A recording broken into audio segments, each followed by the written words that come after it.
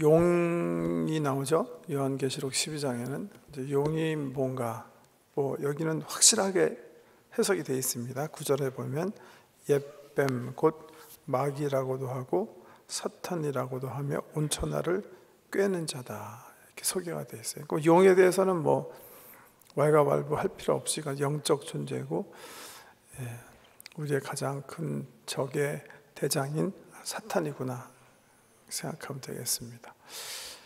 사탄과 그 추종자 이런 말들이 나오는데, 사탄도 피조물입니다. 근데 사탄이 어떤 존재인가? 성경에 구약에 우리 이제 이사야 공부할 때 잠깐 살펴본 것처럼 14장에 보면 어떤 사탄이 어떤 존재인가 이제 암시적으로 나온 부분이 있어요. 천장님도 계시니까 이제 이거 요한계시록 잡으시고 이사야서 14장 한번 보세요. 요한복음 14장 보면 바벨론 왕이 결국 하나님의 증치하심으로 이제 멸망당하는 예언인데, 바벨론 왕의 교만으로 인해서 이제 바벨론 왕이 이제 하나님 그 치심에 이제 넘어가는 그런 기사를 14장 12절에 이렇게 표현하거든요. 14장 12절 이사야, 너 아침의 아들 계명성이여 어찌 그리 하늘에서 떨어졌으며 너 열국을 엎은 자여 어찌 그리 땅에 찍혔는고, 내가 네 마음에 이르기를 내가 하늘에 올라 하나님의 뭇별 위에 내 자리를 높이리라. 내가 북극 지폐의 산 위에 앉으리라. 가장 높은 구름에 올라가 지극히 높은 이와 같아지리라 하는도다. 그러나 이는 이제 내가 수울 곧 구덩이 맨 밑에 떨어짐을 당하리로다. 전체 문맥에서 보면 바벨론 왕의 교만으로 인해서 바벨론이 또 이제 우리 하나님의 백성 유다를 괴롭힌 그 죄 때문에 하나님께서 결국 이제 바벨론을 무너뜨리시고 교만한 바벨론 왕을 이제 정죄하시겠다, 심판하시겠다, 그 내용인데, 그 기사를 계명성이라는 비유를 들여서 이사야 선지자가 얘기하는 거예요. 수월이라는 어떤 영적인 어떤 그런 거를 이제 상징적으로 바벨론 왕의 패망을 어떤 영적인 존재가 하나님을 대적하다가 소홀에 떨어지는 것을 비유해서 얘기하는 거예요. 그러니까 이 이사야가 얘기하는 거는 지금 구체적으로 이게 사탄이다 이렇게 얘기하면 안 돼요. 읽어보면 바벨론 왕에 대한 거거든요. 근데 바벨론 왕의 심판을 하나님께서 이미 심판하신 그 계명성, 그러니까 하늘의 큰 별의 심판으로 상징적으로 표현했다는 거죠. 근데 이게 뭐냐? 이게 무슨 표현이냐? 이거는 사탄, 계명성의 하나님 백성들이 아는 내용을 이제 사용해서 바벨론 왕을 멸망을 얘기한 거다. 그러니까 이 이사야서 14장이 여기 이게 사탄이다 그렇게 얘기할 수는 없지만, 사탄의 넘어짐을 바벨론 왕의 그 심판을 설명하기 위해서 사용한, 그러니까 암시적인 그런 말씀이다 그렇게는 볼 수 있다는 거죠. 무슨 말인지 이해하시죠? 이해하세요? 안 하세요? 제발 끄떡끄떡 좀 해주세요. 오케이. 신학에 보면 그렇지만 이 사탄에 대해서 구체적으로 하신 말씀이 있어요. 그러니까 이거 잡으시고 유다서 가보세요. 요한계시록 바로 전에 유다서 있죠. 유다서 가면 6절 보세요. 이제 유다서 1장 6절. 유다서 1장 6절 보면, 또 자기 지위를 지키지 아니하고 자기 처소를 떠난 천사들을 큰 날의 심판까지 영원한 결박으로 흑암에 가두셨으며, 이렇게 말씀하고 계세요. 뭐가 있었어요? 그러니까 천사들이 자기 자리를 지키지 않고 뭔가 잘못한 거야. 그거에 대해서 또 베드로 후서에도 말씀하세요. 한번 보세요. 잡으시고 몇 장 더 뒤로 가면 베드로 후서 2장 4절. 하나님이 찾으셨어요? 385 페이지 2장 4절. 하나님이 범죄한 천사들을 용서하지 아니하시고 지옥에 던져 어두운 구덩이에 두어 심판 때까지 지키게 하셨으며. 그러니까 성경은 뭘 지금 얘기하고 있어요? 어느 시점인가 보세요. 저 히브리서에서 확실하게 우리가 알 수 있는 게, 천사는 뭐예요? 하나님의 피조물이에요. 근데 하나님께서 만든 이 피조물이 하나님께 죄를 범했어요. 자기 자리를 지키지 않았어요. 이사야서 14장 같은 말씀 보면 하나님처럼 높아지려고 기고만장해서 교만해졌다는 거예요. 그래가지고서는 하나님께서 이 천사를 심판하셨어요. 그런 얘기인데, 지금 우리 요한계시록 12장은 그 심판을 어떻게 보면 더 구체적으로, 그 실질적으로 일어난 일을 설명해 주는 거예요. 좀 아까 읽은 말씀. 어떻게? 하늘에 전쟁이 있으니 미가엘과 그의 사자들이 용과 더불어 싸울세. 그러니까 사단은 어떤 천사장이었던 것 같죠? 근데 미가엘 천사와 하늘에서 싸워. 이게 정말 영적 싸움이죠. 정말 영물들의 싸움이에요. 어떤 싸움인지 자세히 나와 있지 않고, 사실 언제 정확하게 이 싸움이 있었나 얘기하지 않아요. 그런데 정말 큰 싸움이었을 것 같죠. 그래갖고 결국은 미가엘 천사장이 이겨서 이 사탄과 사탄의 추종자, 이사야서를 그냥 이 천사에 대한 어떤 얘기를 한다면 루시퍼와 그 추종 세력 천사들이 어디로 쫓겨나요? 땅으로 쫓겨나는 거예요. 여기 7절에 여기 다시라는 말이 있는데, 12장 7절에 다시 하늘에서 그들이 있을 곳을 엿지 못한지라. 원문에도 없는 말이고 영어 성경에도 없는 말인데 왜 들어갔는지 저는 모르겠어요. 사실은 더 이상 이렇게 얘기해야 맞아요. 더 이상 하늘에 있을 곳이 없은지라. 그러니까 하늘에서 그들이 자리를 더 이상 차지할 수 없었는지라는데, 다시 그러면 세컨드 타임이 되는 건데 왜 이게 어게인이 되는지 저는 이해가 안 돼요. 저 이상하다 살펴봤는데 없어요. 그래서 이것들이 어디로 쫓겨나요? 땅으로 쫓겨나요.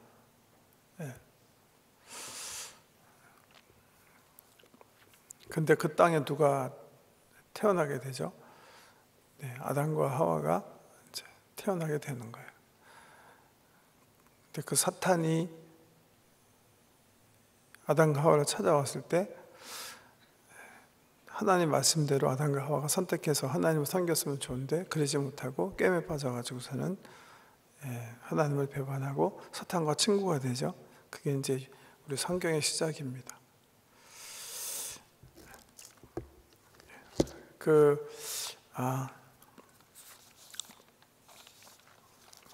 그런데 그 사건도 좀, 사탄에 대해서 일단 좀 보세요. 원시복음이라 하는 부분인데 창세기 3장 15절 한번 펴보세요. 사탄의 역사를 역사대로 한번 추적해 보는 거예요. 하나님께서 천사를 만드셨는데 그 천사장이 천사들과 타락해서 하나님 같이 높아지려고 하다가 결국 미가엘 천사와 함께 대전쟁을 벌려요. 그리고서 하늘에 쫓겨났어요. 그래가지고서는 하나님께서 땅에 만드신 아담과 하와를 미혹하죠. 뱀의 모습으로 나타나서, 그러니까 여기 성경인 대로 옛뱀이 와서 이제 아담과 하와로 하여금 하나님께서 금하신 선악과를 따먹게 합니다. 그래서 결국은 아담과 하와가 에덴 동산에서 쫓겨나고 하나님과의 관계가 단절이 되고요. 더 이상 동행이 이루어지지 않고, 이 아담과 하와를 꿰은 이 뱀 사단도 이제 하나님의 저주를 받아요. 예.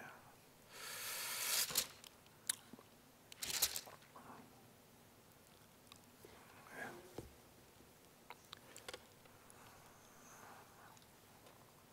자, 14절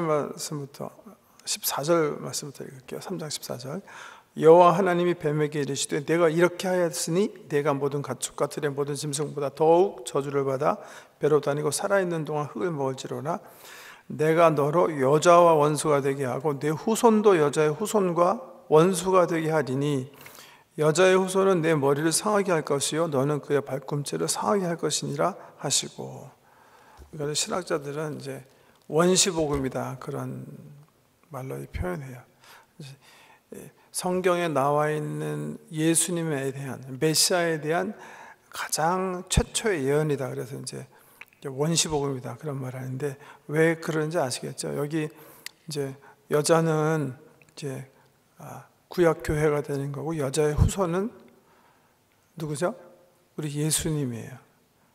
그러니까 사탄과 교회와 여자의 후손이 이제 원수되는 관계 속에서 살아요. 근데 여기 보면 그 중요한 복음이,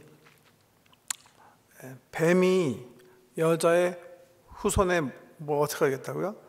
발꿈치를 상하게 하시지만 여자의 후손은 내 머리를 상하게 할 것이다, 이렇게 얘기해요.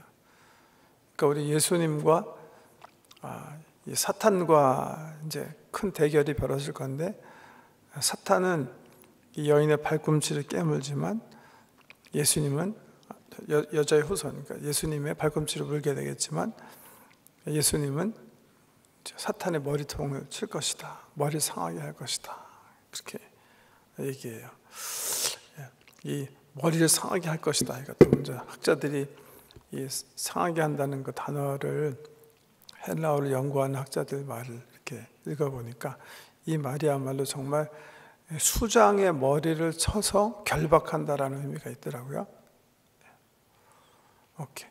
이게 이제 예언된 그 예수님과 사탄과의 전쟁이에요. 언제 일이 벌어졌을까요? 언제예요? 이게 예수님의 십자가의 죽으심과 부활인 거죠. 사단은 예수님을 십자가에 못 박혀 죽게 함으로 자기가 승리한 줄 알았어요. 그렇지만 우리 예수님은 죽음을 통해서 정말 다시 살아나시면서 사단의 꿰매 빠져서 허물과 죄로 죽을 수밖에 없는 우리 인생들을 살려내잖아요. 그래서 역전시키시는 거잖아요. 그걸 통해서 십자가에 이제 사탄이 이제 예수님을 못 박을 때, 야, 내가 이거 물어서 죽였구나 했지만 사실은 예수님께서 그 십자가 사건을 통해 갖고 사탄의 머리통, 그 권세를 깨트려 버리고 사탄을 결박하는 그런 역사하심에 대한 예언의 말씀이거든요.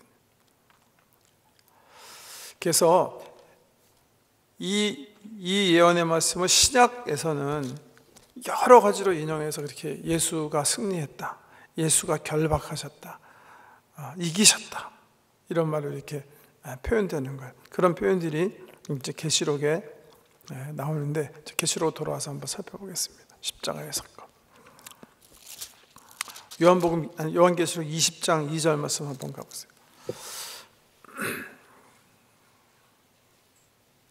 우리가 이제 요한계시록 12장만 봐도 저번에 우리가 이미 살펴본 대로 12장 읽어보면요, 계시록은 절대로 이게 이제 역사의 순서대로 쓰여진 책이다, 그렇게 보면 안 된다고 누누이 말씀드리면서 12장을 예로 한번 삼았죠. 한 달 전에 언젠가 우리 수요 집회에서. 왜요? 읽어보면 창조 전에 있었던 사건 보세요. 이제 12장 맨 앞에 보면 이 사탄이 예수님을 막 그냥 먹으려고, 그냥 막 이렇게 삼켜 죽이려고, 막 물어 삼키려고 하는 모습이 소개되어 있죠. 그 다음에 역사가 바뀌어가지고서는 그 전에 뭐 사탄이 미가엘과 전쟁에서 쫓겨난 사건이 기록되죠. 시간을 이렇게 초월하는 게 계시록이에요. 그러니까 이거 순서대로 기록했다, 이런 개념에서 일단 해방되셔야 돼요. 이걸 이제 요한계시록이 역사적인 순서대로, 일어날 순서대로 기록된다, 이렇게 되면 다른 성경이랑 전혀 맞지 않은 해괴망측한 책이 되기 시작하는 거예요. 그래서 너무나 해괴망측한 해석들이 많은데 거기서부터 해방되셔야 돼요. 묵시록의 특성상 이거는 되어진 순서, 역사적인 순서대로, 또 미래 펼쳐질 순서대로 쓰여진 책이 아니다, 확실히 가지고 계셔야 됩니다. 12장에 증거하는 것처럼. 오케이, 20장 말씀 보세요. 20장 1절부터 한번 읽어요. 또 내가 보매 천사가 무저갱의 열쇠와 큰 쇠사슬을 그의 손에 가지고 하늘로부터 내려와서 용을 잡으니 곧 옓뱀이요 마귀요 사탄이라 잡아서 1000년 동안 결박하여 무저갱에 던져놓고 잠그고 그 위에 임봉하여 1000년이 차도록 다시는 만국을 미혹하지 못하게 하였는데 그 후에는 반드시 잠깐 노일이라. 기억하세요. 요한계시록에 보면 그 후에 잠깐 노일이라 이거 자주 나오죠, 그죠? 언제 이때가요? 이게 42달 무저갱에서 사탄이 올라와서 만국을 미혹하도록 하나님께서 허락하시는 거예요. 왜? 이때 사탄이 릴리즈가 돼서 곧 후에 있을 예수님의 재림과 심판을 통해서 정말 무저갱에 들어가서 영원토록 있기 위해서. 두 번째는 실질적으로 머리에 사탄의 짐승의 표를 맞은 사람을 마음껏 사탄이 추수하게 하시는 거예요. 그 42달, 한때, 두때, 반때, 또 4월 반, 3일 반, 또 뭐죠? 예. 등등으로 1260일 등등으로 표현된 그 대환란 기간에 사탄이 놓이는 거예요. 그런 말을 이미 했잖아요, 요한계시록에서. 근데 20장 보면 또 다시 하는 거예요. 그러면 2번 놓이는 건가? 그렇게 생각하시면 안 된다는 거예요. 이게 병행적 표현이기 때문에 같은 사건으로 이해하셔야 되는 거예요. 오케이. 그러니까 다시는 만국을 미혹하지 못하게 하였는데 그 후에는 반드시 잠깐 노일이라. 그러니까 지금 얘기하시는 게 뭐예요? 1000년이라는 기간 동안에 그러니까 하나님께서 천사를 통해서 사탄을 잡았어요. 결박했어요. 그 무저갱에 쳐넣었어요. 1000년 동안 이게 상징적인 숫자인데요. 1000년 동안에 무저갱에 잠가놓게 하신 다음에 그 다음에 잠시 나와서 만국을 미혹하도록 하시는 거예요. 언제라고 그랬어요? 이게 대환란 기간, 대재앙 때예요. 그 다음에 이 기간 동안에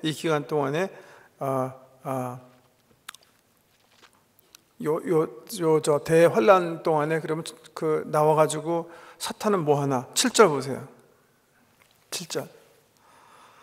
1000년이 차면 사탄이 그 옥에서 놓여 나와서 땅의 사방 백성 곧 곡과 마곡을 미혹하고 모아 싸움을 붙이리니 그 수가 바다의 모래 같으리라.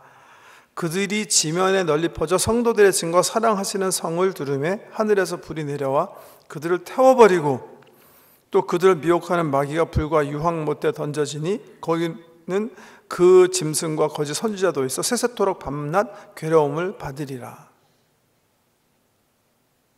예. 사단이 풀려나서 제일 먼저 하는 게 뭐예요? 땅의 사방 백성 곧 곡과 마곡을 미혹하고 사람을 모아서 성도들의 진과 사랑하시는 성을 두르매. 성도들의 진은 뭐고 사랑하시는 성읍은 뭘까? 뭐 같아요? 네, 하나님의 교회와 예루살렘, 사랑하시는 성, 이거는 예루살렘일 가능성이 굉장히 많잖아요. 그러니까 아마겟돈 전쟁을 일으키는 제일 주된 역할을 하는데 그렇게 해서 엄청난 사람을 모을 때 하늘에서 불이 내려서 이 사탄을 치는 게 그게 끝이에요. 왜? 20장 11절에 보면 정말 그 다음에는 백보자 심판이 소개가 되어 있는 거예요.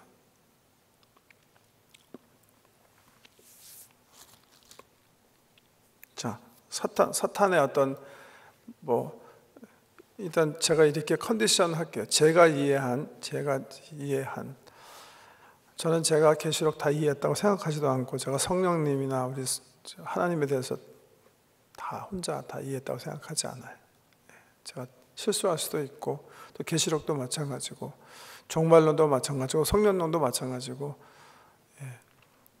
저는 어떤 목사건 신학자건 그 크신 하나님을 다 알 수 있다고 생각하지 않아요. 우리가 잘못 오해할 수도 있고 성경을 잘못 이해할 수도 있고 충분히 제한된 지식만 가지고 있을 텐데, 제가 제한된 지식을 일단 인정하고, 제가 사탄을 성경에서 나오는 대로 이렇게 정리해 보면, 사탄은 하나님께서 만드신 피조물인데 교만해져서 하나님 권위에 도전했어요. 천사장인데, 그래서 천사장과 미가엘과 큰 전쟁이 일어나요. 그래갖고 져서 땅으로 쫓겨나요. 땅으로 쫓겨나서 땅에 있는 사람을 미혹하는데 거기 걸려든 게 아담과 하와예요. 그러면서 교회를 계속 대적하면서 사람들로 하여금 하나님을 대적하는 일을 하게 하는 거예요. 그런데 역사적으로 굉장히 그런 잘못하는 그 사탄에게 원시복음이 선포된 게 창세기 3장이에요. 또 그렇게 살지만 결국은 여자의 후손이 와서 네 머리통을 칠 것이다. 너를 결박할 것이다. 그 결박의 사건이 언제 일어나는 거예요? 언제 여기 천사들이 쇠사슬을 가지고 내려와서 사탄을 잡아서, 마귀 사탄을 잡아서 무저갱에 감금해요? 십자가 부활 사건이라고 저는 생각해요. 왜 그러시는 거예요? 그 동안이 신약 교회 시대예요. 사탄이 만국을 당기면서 사람들을 미혹하게 하지 않는 동안 하나님은 천사들과 교회를 사용하셔서 만국의 복음이 전파되게 하시는 거예요.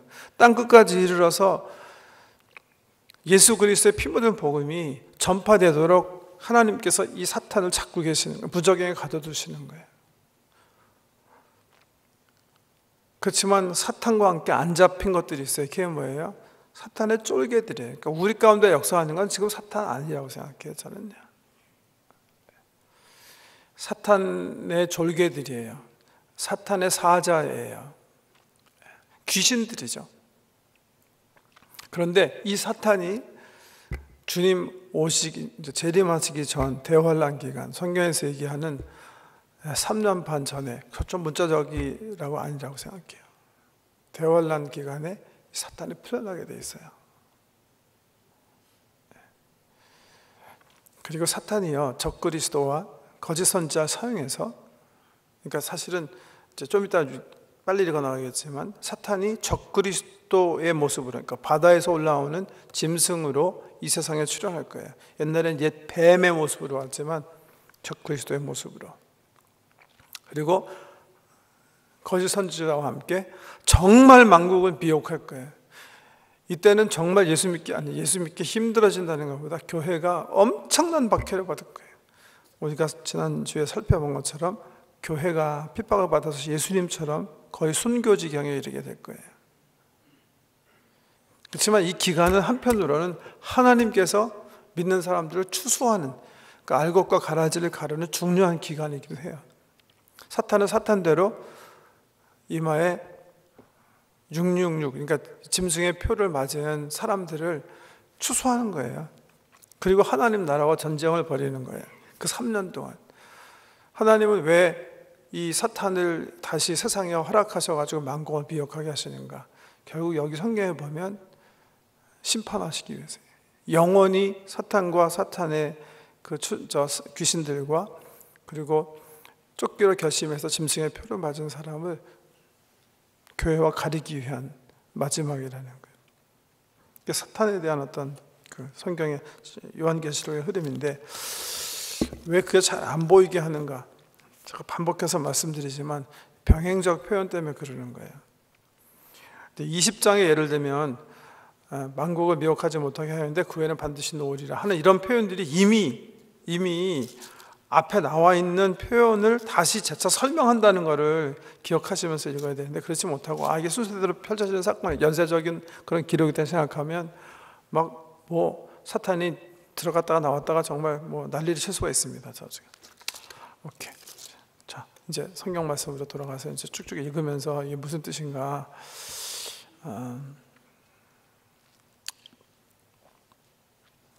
자, 11장 한번 가보세요.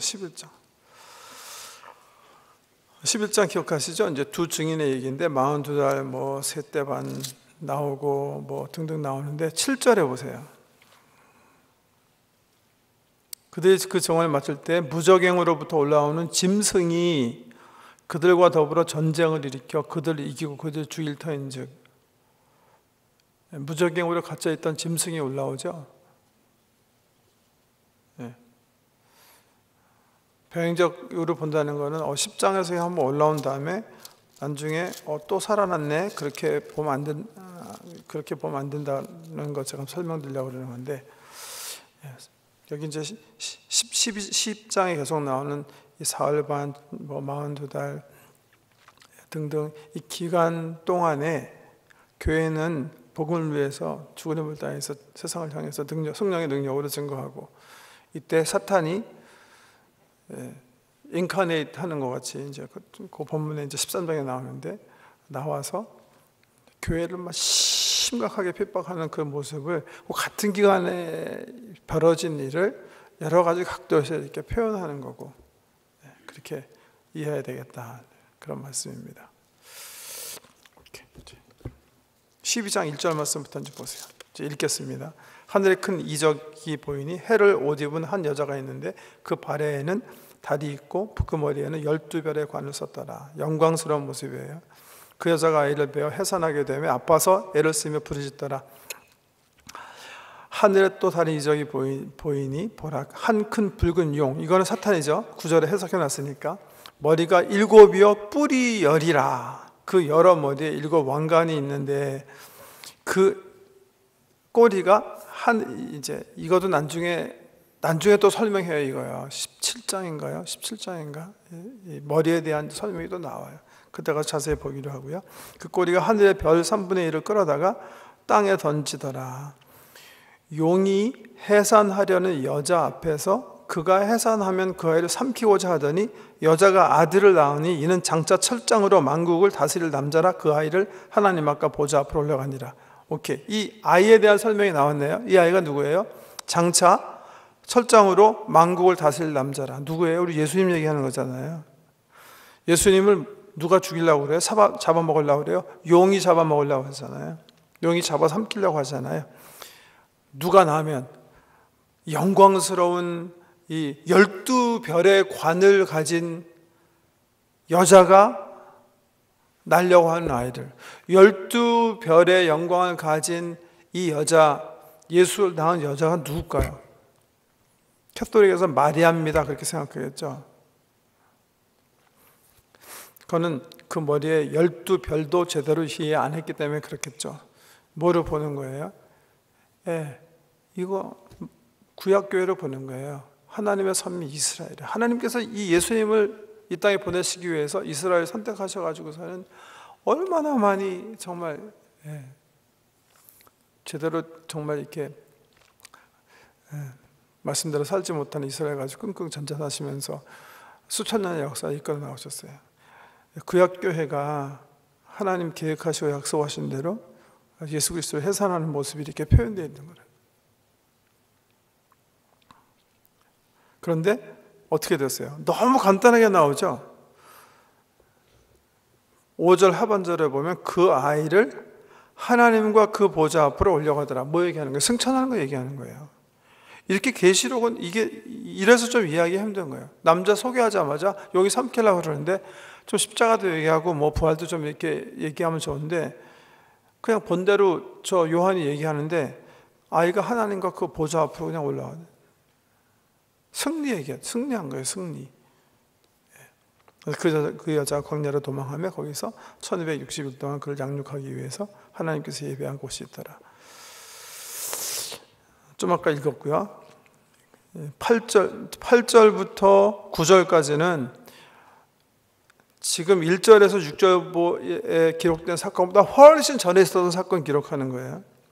10절에서 12절은 하늘에 있는 찬송이에요. 역사를 얘기하는 게 아니라 사자들이 찬송하는 거예요. 13절, 용이 자기가 땅으로 내쫓긴 것을 보고 남자를 낳은 여자를 박해하는지라. 구약교회 핍박하는 그런 이야기죠. 그 여자가 큰 독수리의 날개를 받아 광야 자기 곳으로 날아가 거기서 그 뱀의 낯을 피하여 한 떼와 두 떼와 반 떼를 양육받으며 여자의 뒤에서 뱀이 그 입으로 물을 강같이 토하여 여자를 물에 떠내려가게 하려 하되 땅이 여자를 도와 그 입을 벌려 용의 입에서 토한 강물을 삼키니. 거기까지는 용이, 사탄이 예수님을 낳은 구약교회를 미워하는 이야기예요. 17절은요 또 변합니다. 용이 여자에게 분노하여 돌아가서 그 여자의 남은 자손, 이건 설명해 놨어요. 곧 하나님의 계명을 지키며 예수의 증거를 가진 자들과 더불어 싸우려고 바다 모래에 섰더라. 뭘 얘기하는 거겠어요? 이건 신학교 얘기하는 거죠. 여자를 통해서 태동됐는데 하나님의 계명, 정확하게 얘기하면 구약만 믿는 게 아니라 예수의 증거를 가진 자, 예수 안에서 새롭게 교회된 신학교를 얘기하는 거예요. 사탄은 구약교회도 막 그냥 못 살게 그렇지만 이제 구약과 예수님을 통해서 태동된 신학교회와 지금은 대전쟁을 벌이기 위해서 모래 위에 서 있다, 이렇게 표현되어 있는 거예요. 13장 14장은 지난주에도 잠깐 말씀드린 대로 대환란 기간에 이 땅에 13장이요. 이 땅에 나타나서 정말 만국을 미혹할 그 악의 정체에 대한 그런 얘기예요. 그래서 12장에 설명되어진 용이 만약에 삼위일체 하나님을 이렇게 비유해서 말씀드린다면 성부 하나님처럼 용이 마부 같은 그런 역할을 한다면 13장 초 이제 1절부터 10절에 소개되어 있는 바다에서 한 짐승이 나오는데 이거는 우리 하나님께서 우리 육신으로 이제 인카네이트 된 분이 성자 하나님이신 것처럼 영물이, 그러니까 사탄인데요. 적 그리스도의 모습으로 이 땅에, 그러니까 어떤 사람의 모습으로 이 땅에 출현해서 그 대환란 기간에 3년 동안 지독하게 만국을 미혹하고 교회를 괴롭힐 그런 역할을 하는 적 그리스도였던 모습을 그린 거예요. 11절 이후부터는 그 적 그리스도를 사람들로 하여금 숭배하도록 돕는 거짓 선지자에 대한 이야기예요. 자, 읽겠습니다. 내가 보니 바다에 한 짐승이 나오는데 뿔이 10이요 머리가 7이라. 한번 넘겨 12장 보시면 아까 사탄을 표현하면서 뭐라고 그랬죠? 3절에 하늘에 또 다른 이적이 보이니 보라 한 큰 붉은 용이 있어 머리가 7이요 뿔이 10이라. 똑같죠? 다른 건 없어요? 그 다음에 보세요. 그 여러 머리에 7 왕관이 있는데 용은 왕관을 어디다 썼죠? 귀찮으시겠지만 정확하게 보면 머리에 썼어요. 머리에. 근데 이 짐승, 바다에서 올라오는 짐승은 어디에 썼어요? 뿔에 썼어요. 그것만 달라요. 뿔에 10 왕관이 있고 그 머리들에는 신성모독하는 이름들이 있더라. 바다에서 한 짐승이 올라온다. 병행적인 표현이 좀 아까 읽은 11장 7절에 나왔죠. 그들이 증언을 마칠 때 무적행으로부터 올라오는 짐승이 그랬어요. 이게 병행적 표현이에요. 바다에서 올라오는 짐승, 무적행에서 올라오는 짐승. 3년 반 동안에 이 세상을 미혹할 짐승이 무적행에서 올라옵니다. 바다에서 올라옵니다. 역시 병행적 표현으로 표현된 거예요. 이거. 같은 현상을 11장에서 그렇게 7절에서 이렇게 표현하고 13장에서는 바다에서. 그러니까 13장에 나오는 바다는 최소한도 무적행이라는 걸 이해하셔야 돼요. 그러니까 이 짐승은 평범한 사람이 아니에요. 예수님이 사람이 거의 하나님이신데 사람의 몸을 입으셨던 것처럼 이 13장에 출연하는 이 존재는 영적 존재예요. 사람의 모습만 하고 있을 뿐이지. 2절 내가 본 짐승은 표범과 비슷하고 그 발은 곰의 발 같고 그 입은 사자의 입 같은데 용이 자기의 능력과 보좌와 그 큰 권세를 그에게 주었더라. 이것도 굉장히 비슷하죠. 하나님께서 권세와 능력을 아들 예수에게 다 위임하시는 것처럼 이런 것들은 정말 이해가 안 돼요. 근데 저의 머리로는 사탄이 이 바다에서 출현시키는 짐승에게 자기의 모든 권세와 능력을 위임했다. 3절에 보면 세상에 와서 하는 짓도 예수님께서 하시던 거와 비슷한 일을 한다는 거죠. 3절에 보면 그의 머리 하나가 상하여 죽게 된 것 같더니 그 죽게 되었던 상처가 나음에 온 땅이 놀라게 여겨 짐승을 따르더라. 부활을 흉내내는 거죠. 일단은 부활을 아닐 것 같고 부활을 흉내내는 것 같아요. 용이 짐승에게 권세를 주므로 용에게 경배하며 짐승에게 경배하여 이르되 누가 이 짐승과 같으냐, 누가 능히 이와 더불어 싸우리요 하더라. 마치 우리 예수님께서 하나님을 경배하시는 것처럼 짐승이 그러니까 용은 짐승에게 권세를 주고 짐승은 사람들로 하여금 또 자기가 용을 경배하는 그런 관계에 대해서 얘기하고요. 하는 일 5. 짐승이 과장되고 신성 모독을 말하는 입을 받고 또 42달 동안 일할 권세를 받으니라. 짐승이 입을 벌려 하나님을 향하여 비방하되 그의 이름과 그의 장막 곧 하늘에 사는 자들을 비방하더라. 또 권세를 받아 성도들과 싸워 이기게 되고 각 족속과 백성과 방어와 나라를 다스린 권세를 받으니 죽임을 당한 어린 양의 생명책의 창세 이후로 그 이름이 기록되지 못하고 이 땅에 사는 자들은 다 그 짐승에 경배하리라. 7절 말씀도 병행적 기록이 있었죠. 언제요? 10장에 있었잖아요. 그죠? 두 증인 교회, 성령의 기름 부으심을 받은 교회가 이 3년 반 동안에 대환란 기간에 죽을 힘을 다해서 사탄의 대적과 싸우는데 어떻게 돼요? 교회가 죽는다고 그랬잖아요. 네, 이미 얘기했잖아요. 그죠? 설명한 거예요. 여기 또 설명하고 있는 거예요. 이건 세컨드 라운드 그렇게 생각하시면 안 되는 거예요. 3년 반 동안에 바다에서 거기 보면 무저갱에서 올라온 짐승이 교회를 죽여서 예수님께서 죽으신 골고다처럼 이제 사람들이 이제 거기서 죽고 막 세상이 막 비웃고 그런다 그렇게 10장에 나와 있는데 여기 보면 무저갱이라고 얘기하시고 바다에서 나온 짐승이 42달 동안 일할 권세를 받았다. 42달 동안 일할 권세를 받았는데 하나님을 비방하면서 성도들과 싸워서 이긴다. 바다가 이긴 게 아니라 바다의 짐승이 이긴다. 병행적 설명이에요. 계속 말씀드리지만 병행적 설명. 여기 42달 동안 활동하기 위해서 나오잖아요. 근데 이 나온 거를 여기서만 보지 말고 아까 얘기한 대로 아까 20장에 보면 여기서도 무저갱에서 잠깐 노일인이 20장에 있었다 그랬죠.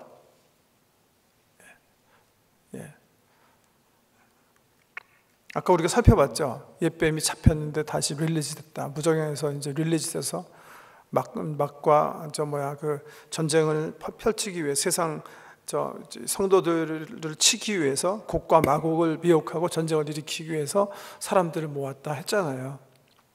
그것도 병행적으로 봐야 된다는 거예요. 20장에 나왔지만 병행적으로 봐야지. 이 19장에 보니까 백마를 탄 자가 있고 또 혼인의 기약하는 천사의 찬송이 있는데 그거 20장이 그 다음에 기록됐으니까 예수님이 다시 재림하신 다음에 그 다음에 또 천사가 무저갱에 있는 사탄이 한 번 더 나오고 그 다음에 또 전쟁이 또 재림 후에 또 한판 천년이 이제 이 지상에서 이제 천년 왕국하다가 천년 왕국 마지막 때쯤에 또 일어나고. 제가 왜 이 말씀을 이제 반복해서 하냐면 교계가 자꾸만 그렇게 해석하는 게 너무 많이 하기 때문에 그런 거예요. 여러분 그거 많이 드셨죠? 예수님 재림 오신 다음에 이 지상에서 천년 왕국이 있고 천년 왕국 우리가 이 땅에서 천년 동안 예수님과 살다가 마지막에 또 마귀가 또 놓여가지고 또 한 번 대전쟁을 하고 그 다음에 또 심판이 있고 막. 요한계시록을 잘못 이해하기 때문에 다른 성경에는 한 번도 그런 역사가 기록되지 않았는데 요한계시록만 가지고선 그렇게 생각하시는 분들이 꽤 계시거든요. 그거 아니라는 거 자꾸만 설명드리려는 거예요. 또 그렇게 쓴 책이 요한계시록에 대한 어떤 그런 해석들이 너무나 많이 인기가 좋기 때문에 그런 영향들을 너무 많이 받으셨을까 봐. 다 같은 표현이에요. 10장에서 나오는 3년 반, 여기 그러니까 42달 동안 권세를 받은 13장의 얘기, 11장의 이야기, 20장에 다시 무저갱에서 잠시 놓여 있는 게 병행적 표현이라는 거예요. 13장에 바다에 있는 용이 올라오는 거, 무저갱에서 10장에서 올라오는 거, 42달 동안 다 똑같은 기간, 똑같은 때 일어나는 거라는 거예요. 이렇게. 그렇게 보시면 요한계시록이 이해가 되실 거예요. 비로소. 8절 죽임을 당한 어린 양의 생명책의 창세 이후로 이름이 기록되지 못하고 이 땅에 사는 자들은 다 그 짐승에 경배하리라. 누구든지 귀가 있거든 들을지어다. 사로잡힐 자는 사로잡혀갈 것이요 칼에 죽을 자는 마땅히 칼에 죽을 것이니 성도들의 인내와 믿음이 여기느니라. 끝까지 싸워서 이기라는 거고요.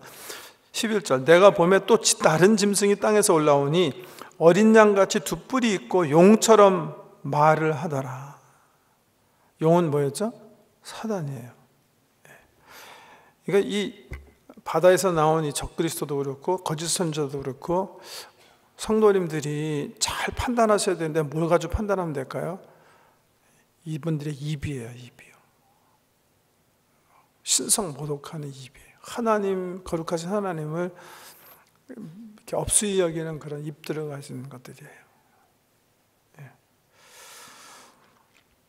12절 그가 먼저 나온 짐승의 모든 권세를 그 앞에서 행하고 땅과 땅에 사는 자들을 처음 짐승에게 경배하게 하니 곧 죽게 되었던 상처가 나은 자니라. 거짓 선지자의 역할은 적그리스도를 경배하게 하는 거겠죠. 이 큰 이적을 행하되 심지어 사람들 앞에서 불이 하늘로부터 땅에 내려오게 하고 짐승 앞에서 받은 바 이적을 행함으로 땅에 거하는 자들을 미혹하며 땅에 거하는 자들에게 이르기를 칼에 상하였다가 살아난 짐승을 위하여 우상을 만들라 하더라. 그래서 어떤 분들은 이 말씀을 가지고 그렇게 말씀 전하는 걸 제가 들어본 적이 있는데, 그러니까 우리의 신앙이요 이적 중심, 신비주의에 빠지면 안 돼요. 말씀 중심이 된다는 거예요. 말씀을 말씀으로 무장해야 이 마지막 시대에는 미혹당하지 않아요. 말씀 없이 이적 쫓아다니면 이 거짓 선지자들에게 당하게 돼 있단 말이죠. 실적으로 그렇잖아요. 지금도요. 이단들이요. 이상한 이적들, 뭐 진짜인지 가짜인지 모르지만 이적 나타났다고 하고 성도들 미혹하잖아요. 말씀에 확실히 서야 되는 거예요. 말씀에.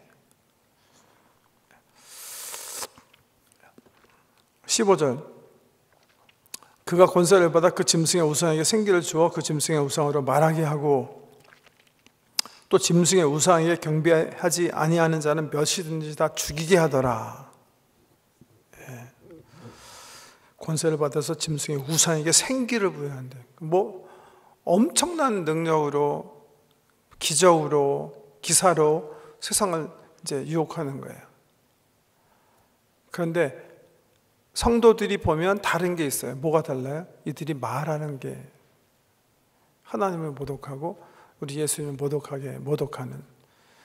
그렇지만 이들의 그 사역 속에 엄청난 신비와 어떤 이적과 이런 것들이 일어나는 거예요. 사람을 살리는 그런 이적들이 이런 이 적그리스도와 거짓 선지자가 행한다는 얘기예요. 생명에 관계되는. 그 다음에 유명한 말씀이죠. 16절 이하에 그가 모든 자 곧 작은 자나 큰 자나 부자나 가난한 자나 자유인이나 종들에게 그 오른손에나 이마에 표를 받게 하고 누구든지 이 표를 가진 자 외에는 매매를 못하게 하니 이 표는 그 짐승의 이름이나 그 이름의 수라. 지혜가 여기 있으니 총명한 자는 그 짐승의 수로 세어보라. 그것은 사람의 수니 그의 수는 666이라. 매매표를 사용한다. 이렇게 이해하시면 돼요.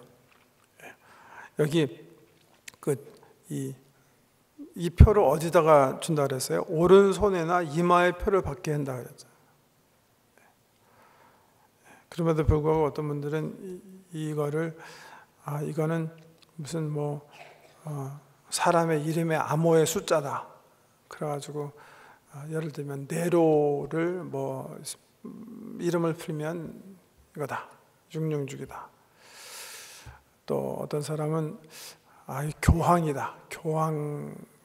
천주교 교황이 이 머리에 쓴 관에 뭐를 해봤더니 또 666이다. 또 어떤 사람은 또 뭐 있었죠? 히틀러다. 히틀러의 또 숫자시니까. 여기 성경에는 뭐라고 얘기한 거죠? 매매표라고 그랬잖아요. 매매표면 매매표예요. 사람의 이름 숫자 따지려고 그런 거 아니잖아요. 제가 이 말씀을 드려야 될까 말까. 지금 우리 촌장님들 계시니까 촌장님 모임 때만 말씀드린다. 666. 나중에 이제 17장, 18장에 보면 음료, 큰 바벨론 이 멸망하는 세상 나라가 멸망하는 게 나오는데, 이 세상 나라가 멸망하는 그 세상 나라의 그 모습을 이 짐승을 위에 타고 달리는, 그 짐승과 함께 이렇게 동행하는 모습으로 세상 나라가 나오고, 그 세상 나라를 하나님께서 이제 멸망시키는 게 이제 17, 18장의 큰 바벨론 음녀의 비유로 이제 나오는데요. 세상과 이 결탁해가지고 매매표를 사용해가지고 세상을, 모든 나라와 열방을 통치하는 세력이 그런 계획을 가지고서 역사하는 거예요. 그러니까 여기 이것 때문에 이 말씀 가지고 책 쓰는 분들이 그렇게 쓰시잖아요. 이거 무슨 바코드와 관계되는 게 아닌가. 예, 굉장히 근접한 해석이라고 생각해요. 지금 미국에서 이제 나이 드신 분들 속에 바이오칩 들어보셨죠? 예.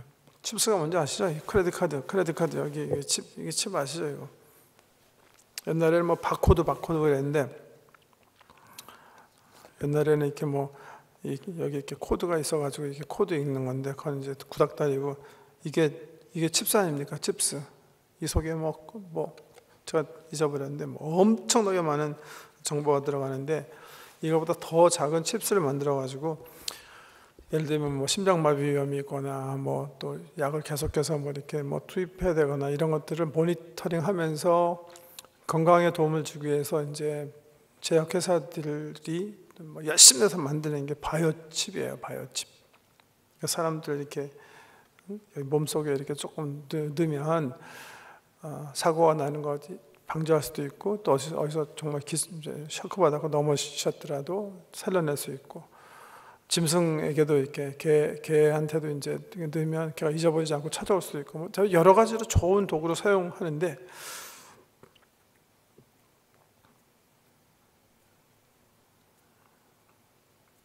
저한테 이제 이메일 열어보면 이제 그 이메일 보내는 어떤 그 외국 목사님, 뭐 누가 요구한 건 아닌데요. 뭐 굳건히 믿으시는 그런 분들께서 절대로 맞게 하면 안 된다. 바이오칩은 이거는 짐승의 표와 마찬가지이기 때문에 성도님들이 이제 이거 뭐 10년 안에 이제 다 이런 것들 이제 맞을 기회가 이제 얻을 수 있는, 늘 수 있는 그런 기회가 생길 텐데 하면 안 됩니다. 잘 분별해서 하세요. 잘 모르겠으니까. 저는 괜찮을 것 같아요. 건강을 위한 건 괜찮은 거예요. 예. 근데 이 건강을 위한 것이 여기 성경에 나온 대로 만약에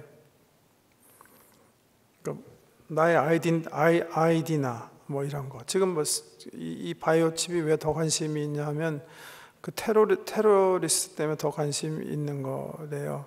뭐 금방 짐작하실 수 있죠, 그죠? 여권도 다 위조하시고 다 위조할 수 있잖아요.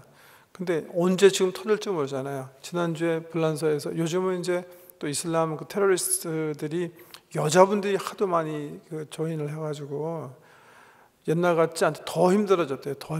잡아내요. 더 힘들어졌대요.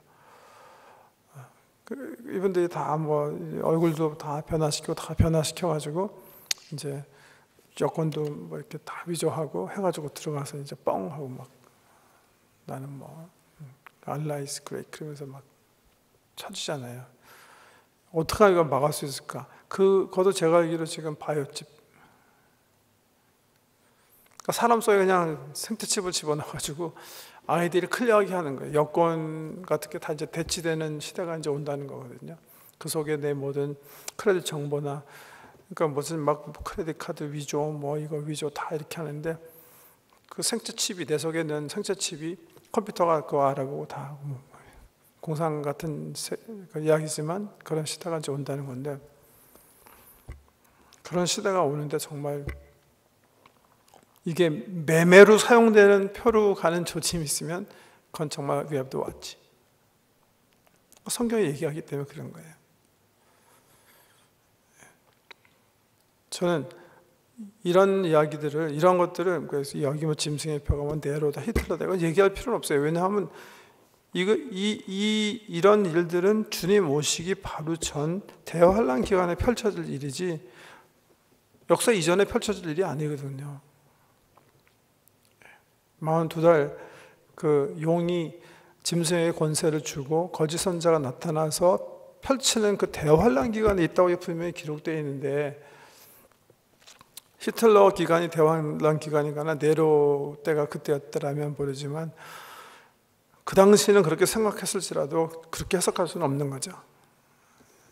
이건 정말 주님 오시기 전 3년 반 그 대환란 기간에 바다에서 올라온 인카네이트한 육화된 사탄이 거짓 선지자와 함께 만국을 미혹하면서 자기 컨트롤 안에 넣고 정말 이렇게 상권을 장악하기 위해서, 그러니까 그 표가 있어야 경제활동할 수 있게 제약하는 표라고 얘기하고 계시잖아요.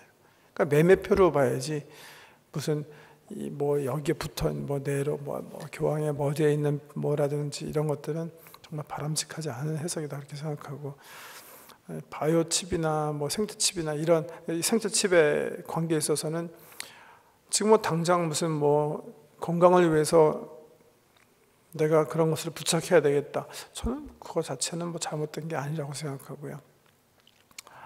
그렇지만 조짐이 말이죠. 이게 정말 우리 아이디어가 되고 이걸 통해서 모든 것이 이제 매매가 되는 시대에 우리가 살게 되었다 하면 정말 조심해야 되는 거예요. 분별해서 정말 빼내버리든가. 지금 나이 드신 분들 가운데 혹 뭐 당뇨가 있으시거나 또 심장마비 가능성이 있으시거나 뇌출혈 뭐 이런 가능성이 있으시고 생체칩 맞겠다. 맞아도 될까요? 그럼 전 맞으세요. 그렇게 대답할 것 같아요. 일단은요. 그게 지금 매매 수단으로 사용되지 않으니까요. 옛날에는 뭐 크레딧 카드 받으면 안 된다. 밥 코드니까 안 된다. 뭐 이게 더 좋아져가지고 이제 하니까 이건 안 된다. 이거 가지고서는 무슨 세계 슈퍼 가버먼트가 결국은 세계를 장악하고 결국 성도님들의 삶을 뭐 주관할 것이다. 그럴 수도 있지만 그렇지 않았잖아요. 이제 그러니까 너무나 막 그냥 이런 말 때문에 부들부들 떨면서 생활하실 필요는 없고, 성경에서 말씀하신 게 클리어하게 있으니까 이게 매매표로 사용될 것이다 그렇게 됐으니까 그런 일이 펼쳐지겠구나. 특별히 대환란 기간, 여러분 대환란 기간 얼마나 끔찍한 기간이에요. 여기 14장에 보면 그 유명한 얘기 있죠. 그 13절 또 내가 들으니 하늘에서 음성이 나서 이르되 기록하라. 자금 이후로 주 안에서 죽는 자들은 복이 있도다 하시며, 이게 무슨 말인지 아세요? 대환란 기간은 살아있지 않는 게 축복이라는 거예요. 그렇게 힘들 거예요.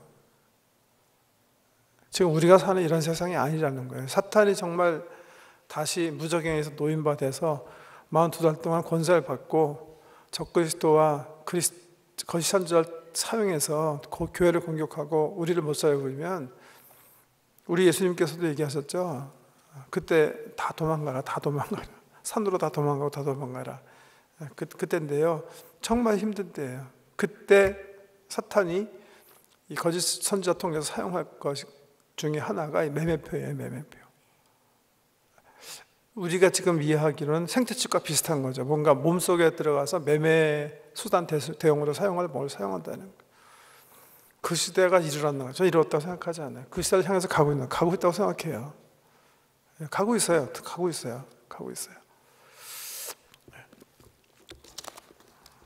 기도하겠습니다.